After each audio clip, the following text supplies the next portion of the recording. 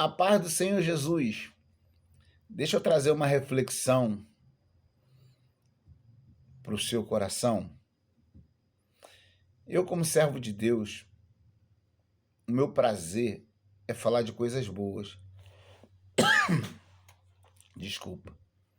O meu prazer é de divulgar coisas que vale a pena compartilhar. E quando eu aprendo algo bom através do exemplo de alguém, através da pregação de alguém, para mim não é problema algum em quando divulgar o aprendizado, dar nome, divulgar a fonte. Olha, eu vi o pastor fulano pregando e ele falou algo interessantíssimo que eu nunca tinha aprendido. Eu vi o irmão fulano fazendo isso, dando um bom exemplo. Para mim, eu tenho prazer em divulgar quem foi a pessoa, divulgar coisas boas que eu encontro nas pessoas. Mas quando eu encontro coisas ruins também, coisas que podem prejudicar outras pessoas, eu tenho que combater isso. Uma pregação que não foi verdadeira, um exemplo que não deve ser seguido. Só que quando isso acontece, eu não revelo o nome da pessoa que cometeu tal coisa. Porque ali o meu objetivo não é condenar a pessoa, é condenar o que ela fez. Por exemplo, tem um pastor, que eu não vou citar o nome dele, que eu gosto muito, vejo muitos vídeos dele nas redes sociais, e é um homem de muita sabedoria. Mas um dia desse eu vi um vídeo dele e eu fiquei decepcionado. Que ele estava falando que ele não tem paciência com esse tipo de crente faltoso, esse crente que, na visão dele, não leva as coisas de Deus a sério. E ele falou: eu só visito 3 tipos de pessoa: doente, viúvas e órfão. Foi o que ele falou. Eu não visito certo tipo de pessoas. Qualquer coisinha desanima, qualquer coisinha para de caminhar. Essa é a visão dele. E isso está totalmente fora da palavra de Deus. Porque então amor é algo só para doente, viúva e órfão? Só esses que nós devemos amar?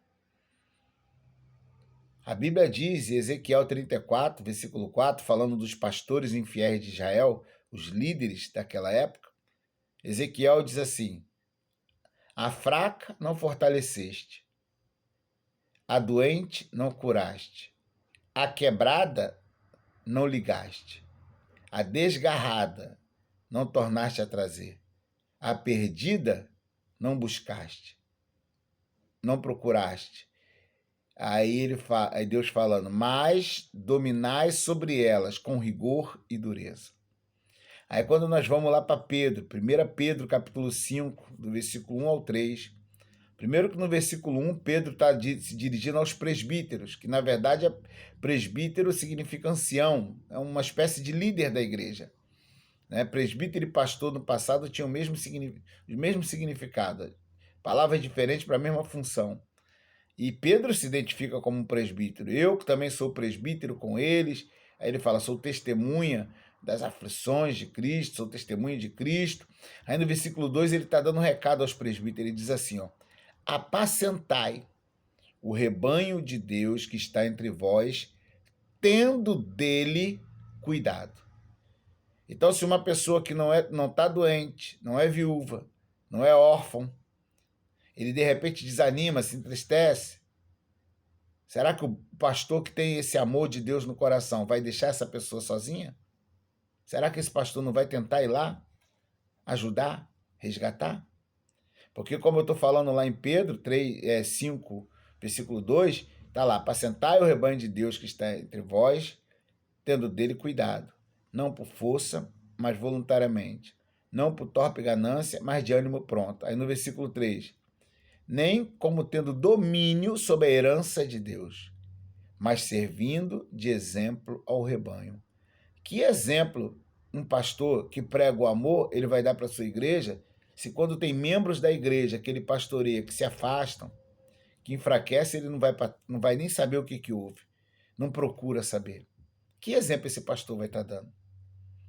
Aí Tiago escreve, Tiago capítulo 5, versículo 19 e o 20. Aí ele fala, irmãos, se algum dentre vós, alguém que estava em nosso meio, tem se desviado da verdade? Se tem se desviado da verdade é porque já saiu do nosso convívio. Porque se tivesse, na verdade, estaria entre nós ainda. E alguém o converter, então, irmãos, se alguém dentre vós tem se desviado da verdade e alguém o converter, aí no versículo 20, saiba que aquele que converter do erro do seu caminho um pecador, salvará da morte uma alma e cobrirá uma multidão de pecados. Então, como que eu vou ajudar alguém que se afastou se eu não for atrás? Jó, escreve Jó, capítulo 6, versículo 14, tem um versículo que eu gosto muito. Ao aflito, devia o amigo mostrar compaixão, ainda ao que deixasse o temor do Todo-Poderoso. Jó está falando, o amigo verdadeiro, aquele que ama, deveria mostrar compaixão para o seu companheiro, mesmo se ele até tivesse se afastado de Deus. Então, se eu tenho um filho que foi ensinado no Evangelho, meu filho se rebela contra Deus, aí um dia eu passo, vejo meu filho na sarjeta, eu vou deixar ele lá? Isso é amor? É como eu costumo dizer para algumas pessoas, se você tem na sua família um pai, um irmão, um esposo, um filho, que está, por exemplo, na bebida, que um dia esteve na casa de Deus e se afastou e hoje fica jogado pelas ruas, não se envergonhe de ajudar seu pai a chegar em casa, seu filho, de ir lá pegar ele, levantar do chão, colocar no ombro e levar até em casa. Não se envergonhe. Isso é amor. Vergonha um cristão tem que sentir se ele vê alguém que ele ama, um parente dele, caído pelo chão, no meio da lama, e ele passar e deixar de lado. Que testemunho esse cristão vai estar dando para o mundo? Olha lá, o rapaz veio da igreja agora, o pai dele está lá cheio de cachaça, lá jogado no chão. Ele passou, parecia até um estranho. Nem para ajudar o pai a chegar em casa.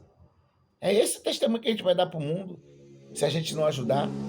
É como a parábola do bom samaritano. O sacerdote viu a pessoa caída, passou de longe. O levita passou de longe, mas o samaritano que foi lá ajudar. Então esse pastor falou algo que, por ele ser um pastor famoso, certamente influenciou muita gente de forma negativa. Então é algo que eu vou ter que combater sempre. Eu tive na minha vida uma experiência com Deus sobre isso. Porque eu aceitei Jesus, na verdade, com 14 anos. Aí eu me afastei, com 15 anos eu saí da igreja, fiquei um ano. E só voltei para a presença de Deus com 27 anos. Então, esse mês, essa semana, eu completo 50 anos de vida. Então, tem 23 anos que eu estou na presença de Deus. E logo no início, a igreja que eu aceitei Jesus adolescente era uma igreja muito rigorosa. Eu uso a expressão rigorosa, mas na verdade uma igreja que ensinava a verdade. E eu agradeço a Deus por ter ficado naquela igreja na minha adolescência, porque formou um caráter, espiritualmente falando, dentro de mim. Lá ensinava o valor da oração, o valor da palavra de Deus, a necessidade de jejuar, a obediência, se afastar do mal. Aprendi muita coisa boa nesse período de um ano que eu fiquei naquela igreja. Porque era um ano, mas como lá tinha culto todos os dias, e eu ia para o culto todo dia, é como se eu tivesse ficado 3 anos, já que a maioria das igrejas tem 2, 3 cultos semanais. Então aprendi muita coisa boa. Só que uma das coisas que se ensina é isso, a ser duro demais com as pessoas. E eu cresci sendo uma pessoa dura. Quando eu voltei para Cristo, fulano veio para a igreja que não quer nada com Deus. Se quisesse, estava aqui. Eu pensava assim. Tem pessoas que não querem nada com Deus? Tem. Tem pessoas que não estão nem aí para a obra de Deus? Vai quando quer? Tem. Tinha no tempo de Jesus, não vai ter agora. Só que tem pessoas que se ferem. A Bíblia diz em Romanos que o forte deve suportar o fraco. Tem coisas que eu passei que não me tiraram da presença de Deus. Mas Deus já usou alguém para falar isso comigo. Tem muita gente que se passasse com você, já passou até que tinha ficado de fora, tinha saído, não tinha aguentado. Por quê? Porque eu sou forte? Não, porque Deus teve misericórdia, me fortaleceu, porque através daquele processo eu precisava aprender algo que seria útil não só para a minha vida, mas para outras vidas também. Agora, eu não posso exigir das pessoas o que Deus exige de mim. É cada um, Deus trata de um jeito. Então eu tenho que ter misericórdia daquele que é mais fraco. Eu não estou falando que a gente tem que ser babá de ninguém, até porque babá cuida das pessoas, no caso das crianças, por dinheiro. Faz só por interesse. O interesse dela é ganhar o dinheiro, é a profissão dela. Nós temos que cuidar por amor, sem interesse algum. né? Então, eu cresci assim, eu aprendi assim.